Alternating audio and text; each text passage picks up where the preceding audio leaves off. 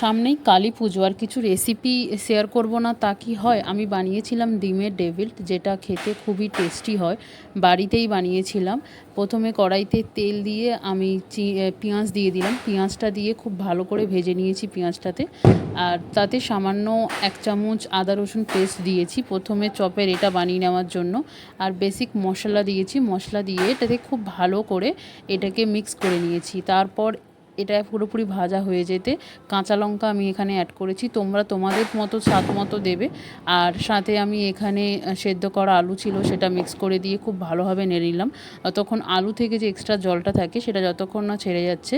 তারপর লেবু দিয়েছি, আমি হাফ লেবু এখানে আমি দিয়ে দিয়েছি। আর তারপর চাট মশলা, তারপর একটুখানি আমার কাছে ধনে পাতা ছিল, ধনে পাতা, আর বেসিক যে মশলা হয় ভাজা মশলা, সবটা দিয়ে এটাকে আমি মিক্স করে নিয়েছি। মিক্স করে নিয়ে এটাকে সাইডে রেখে দিয়েছি ঠান্ডা হওয়ার জন্য।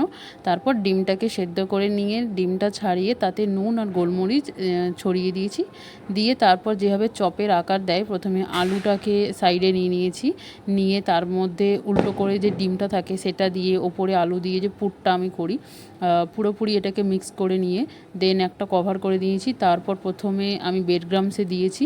ব্রেড ক্রাম্বসের জায়গায় তোমরা যে পাউরুটি দিয়ে ব্রেড ক্রাম্বস হয় ওটাই করতে পারো, আমি বাজার দিয়ে এনেছিলাম।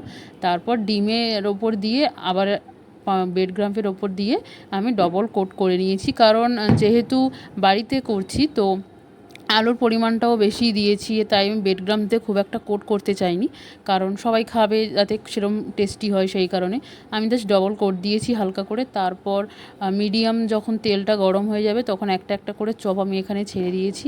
চপটা ছেড়ে দিয়ে একদম হালকা আঁচে, যাতে আলুটাও ভালোভাবে ভাজা হয়ে যায়, আমি এক এক করে প্রত্যেকটা চপ এখানে ভেজে নিয়েছি।